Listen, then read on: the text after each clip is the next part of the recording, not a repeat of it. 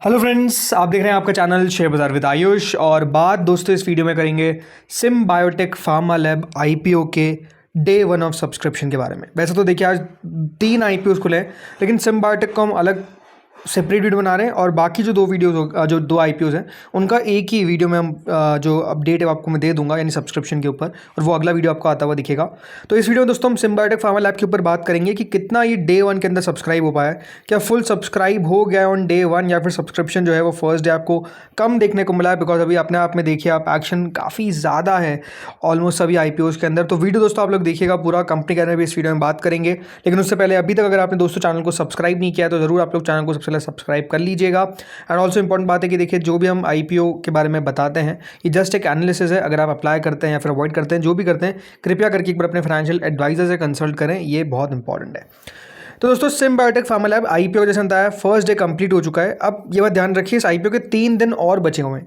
अब आप सोचेंगे 3 दिन और, तो बिल्कुल ये आईपीओ दोस्तों कुल मिलाकर 4 दिन का है, यानी टोटल 4 डेज तक ये आईपीओ ओपन रहेगा। ये बात ध्यान रखिए, जो भी आईपीओ 24 तारीख से ओपन हो रहा है या फिर 25 तारीख को ओपन होगा, वो सारे आईपीओ दोस्तों आपको 4 दिन के देखने को मिलेंगे। क्यों? क्योंकि 26 तारीख को मार्केट तो दोस्तों खुला हुआ है, लेकिन सेटलमेंट का हॉलीडे। सेटलमेंट मतलब आपको बैंक्स बंद देखने को मिलते हैं। तो बैंक से होता क्या है दोस्तों कि आप कोई आईपीओ में अगर एप्लीकेशन लगाना चाहते हैं फ्रॉम आसबा, राइट, तो वो एप्लीकेशन जो है वो काउंट ही नहीं होती उस दिन, बिकॉज बैंक्स बंद रहते हैं, तो वो अगले दिन काउंट होती है।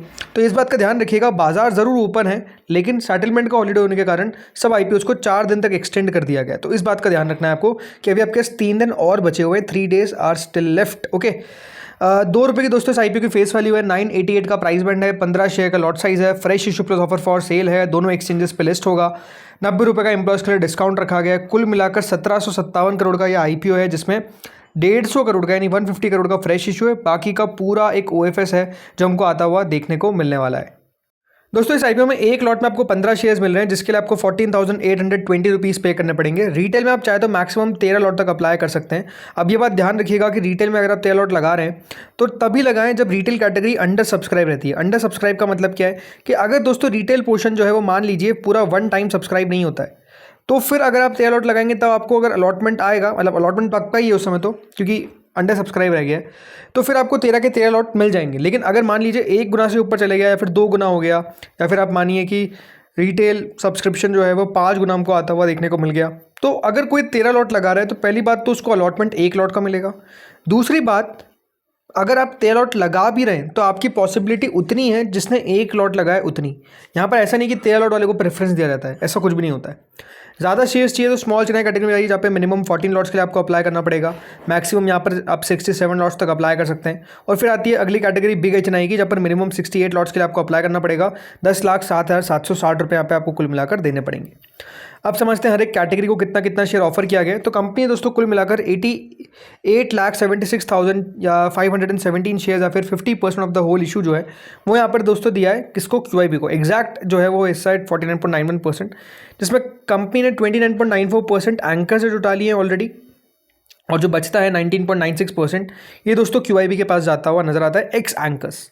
HNI कैटेगरी को दोस्तों ऑलमोस्ट 15% दिया गया, एग्जैक्ट है 14.97%, जिसमें जो बिग HNI कैटेगरी उसको 9.98%, स्मॉल HNI को 4.99%। बिग HNI में टोटल अलॉटमेंट 8453 आएंगे और स्मॉल HNI में 4226। ओके, रिटेल पोर्शन को दोस्तों यहाँ पर मिला है 34.93%, करीबन 4,14,237 लोगों को यहाँ पर अलॉटमेंट मिलेगा। एम्प्लॉय कैटेगरी भी दी गई है यहाँ पर, तो अगर आप कंपनी के एम्प्लॉय तो एम्प्लॉयज़ कैटेगरी में लगा सकते हैं, उनको 0.19% है। और इस तरीके से 100% डिवीजन जो है वो किया है बिटवीन द इन्वेस्टर्स। चलिए अब समझते हैं सब्सक्रिप्शन को। तो पहले दिन दोस्तों जो QIB कैटेगरी है वो डेफिनेटली सब्सक्राइब तो करते हुए नजर आई है, 37% कुल मिलाकर पहले दिन, यानी QIB ने इस आईपीओ में फर्स्ट डे के अंदर 131 करोड़ 131 करोड़ रुपीज़ लगा दिए। HNI कैटेगरी दोस्तों 1.1 टाइम्स कुल मिलाकर हमको सब्सक्राइब होती हुई दिखी है, 289 करोड़ के आसपास आपको पैसा आता हुआ देखने को मिला है पहले दिन HNI कैटेगरी की तरफ से। जैसे big HNI 82%, small HNI 1.66 time subscribe हुई है। रिटेल पोर्शन पहले दिन के अंदर दोस्तों 1.01 टाइम सब्सक्राइब हो चुका है। अब जैसा मैंने बताया, देखिए रिटेल में अगर कोई 13 लॉट लगा रहा है तो होगा क्या, उसको अलॉटमेंट सारे लॉट का नहीं मिलेगा, एक ही लॉट पहली बात तो अलॉट होगा। दूसरी बात क्या है कि अब ओवर सब्सक्राइब हो चुका है तो फिर आप ज़्यादा लॉट ना लगाए, सिर्फ 1 लॉट लगाए अगर आप रिटेल कैटेगरी में अप्लाई कर रहे हैं। तो यहाँ पर दोस्तों कुल मिलाकर पहले दिन 617 करोड़ रुपए हमको रिटेल की तरफ से आते हुए देखने को मिले। एम्प्लॉय कैटेगरी 1.65 टाइम्स, टोटल 85% दोस्तों ये आईपीओ सब्सक्राइब हुआ है पहले दिन के अंदर। कंपनी को 1042 करोड़ रुपए पहले दिन के अंदर ही मिलते हुए देखने को मिल गए हैं। चलिए अब सब्सक्रिप्शन तो देख लिया, अब सबसे ज़्यादा सवाल है कि किस प्रकार की कंपनी। तो सिम बायोटेक फार्मा लैब के बारे में चलिए बात करते हैं। तो दोस्तों कंपनी कुल मिलाकर 1757 करोड़ का आईपीओ लेकर आ रही है, जिसमें छोटा सा पोर्शन है फ्रेश इशू का 150 करोड़ का, बाकी पूरा आपको एक ओएफएस देखने को मिलता है। 150 करोड़ का फ्रेश इशू का मतलब है कि कंपनी 2% के आसपास का डाइल्यूशन करती हुई नजर आएगी। इसमें से कंपनी ने साफ कहा है कि जो इनके ऊपर डेट है वो 388 करोड़ की है और 150 में से 113 करोड़ रुपए कंपनी अपने कर्जे को कम करने के ऊपर फोकस करेगी।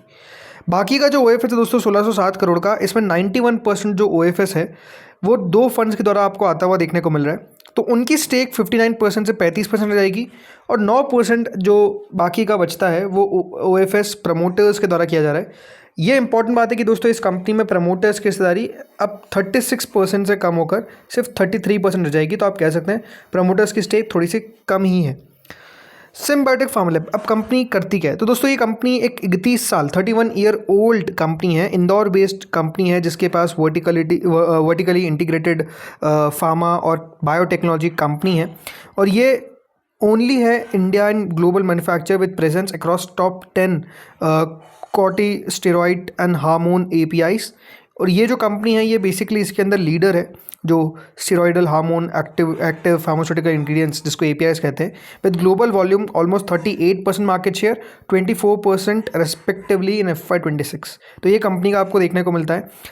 ग्रोथ विजिबिलिटी अच्छी है दोस्तों कंपनी का, जिस प्रकार का ग्रोथ की एक्सपेक्टेशन है ये डेफिनेटली शानदार है।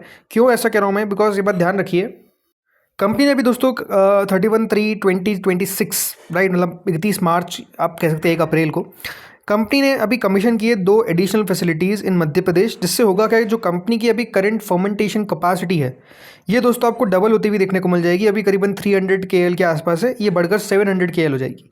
और कंपनी इस पर क्या करेगी, और कॉम्प्लेक्स इंजेक्टेबल्स कैपेसिटी डालेगी, जिससे लगभग 20 मिलियन वायल्स पर एनम तक पहुँचती हुई नजर आ जाएगी। इसके अलावा एडिशन में कंपनी एक्सपांड कर रही है biologics fermenting capacity by 14 KL और ये दोस्तों कैटर करेगा increasing demand for GLP-1 and insulin.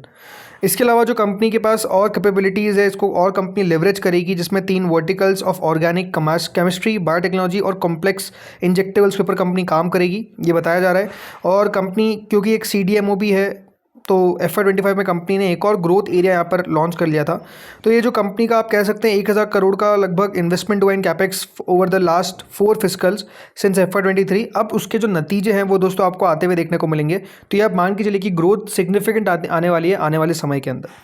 High margin में दोस्तों बिजनेस है बिकॉज एक नीश प्रोडक्ट पे कंपनी काम कर रही है, तो 3 से 4% जो एनुअल रेवेन्यू है वो दोस्तों कंपनी R&D के अंदर इन्वेस्ट करती है। सी इंपॉर्टेंट बात है कि कंपनी निवेश लगातार कर रही है अपने ऊपर, तो उससे हो क्या रहा है दोस्तों, कंपनी और अच्छे मार्जिन पा रही है। अभी कितने कंपनी ग्रॉस मार्जिन है सोचिए, 64% के, 27% का EBITDA है और कंपनी का 13% के आसपास का आपको नेट मार्जिन देखने को मिल जाता है।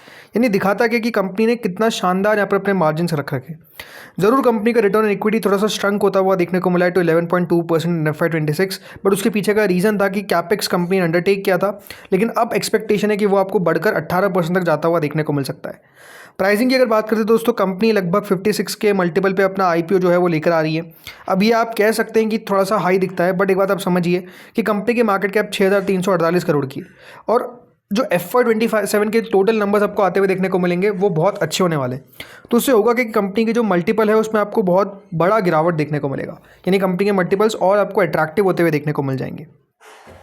जिस तरीके का बिजनेस है, डबल डिजिट कंपनी के नेट मार्जिन है, कंपनी के जो ROEs है वो काफ़ी अच्छे हैं, अच्छे होते हुए नजर आएंगे। और जो ग्रोथ ट्रिगर है, इससे कह सकते हैं दोस्तों जो प्राइसिंग है वो उतनी महंगी नहीं दिखती है। हाँ, एक डाउट जो बड़ा यहाँ पर आता हुआ देखने को मिल रहा है रिगार्डिंग द राइट इशू जो कंपनी ने किया था दिसंबर 2025 के अंदर 276 पर शेयर पे, जो करीबन 193 करोड़ रुपीज़ कंपनी रेस करे थे। अब ये बात सही कि दोस्तों उसके हिसाब से आज बहुत बड़ा आपको डिफरेंस आता हुआ देखने को मिल रहा है, बट स्टिल ये बात समझिए जो कंपनी ने ग्रोथ दिखाई, जैसे मैंने कहा जो कंपनी ने पिछले 3-4 सालों के अंदर काम किया है अपने ऊपर, R&D में खर्च किया है, कैपेसिटी को जस्ट डबल कर लिया है, तो उसके नतीजे दोस्तों अब आपको आते हुए देखने को मिलने वाले हैं। ज़रूर पहले कंपनी ने जो वैल्यूएशन है हो सकता है बहुत ज़्यादा आकर्षक रख दिया उन निवेशकों के लिए, लेकिन ये बात सही है कि अभी भी इन लेवल्स पर ऑनेस्टली मुझे महंगा नहीं नजर आता है।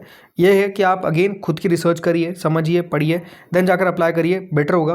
बट हाँ, इन लेवल्स पे कोई ऐसा नहीं कि देखिए स्टॉक बहुत महंगा आपको होता हुआ देखने को मिल जाएगा, रिगार्डिंग अगर हम फ्यूचर ग्रोथ को भी याद रखिएगा लेकर चलते हैं तो वो बात इंपॉर्टेंट है। बाकी जो अभी जीएमपी है वो लगभग 388 रुपीज़ चल रही है, तो ये बात सही है कि कल से आज में आपको गिरावट देखने को मिली है, जो लगभग दोस्तों 40% के आसपास जीएमपी अभी चलती हुई देखने को मिल रही है। अब देखते हैं कितना बढ़िया कर पाता है। इस वीडियो में इतना ही था, पहले दिन का सब्सक्रिप्शन भी तो आता हुआ देखने को मिला है। लेट्स सी अगले 3 दिनों में और क्या होता है।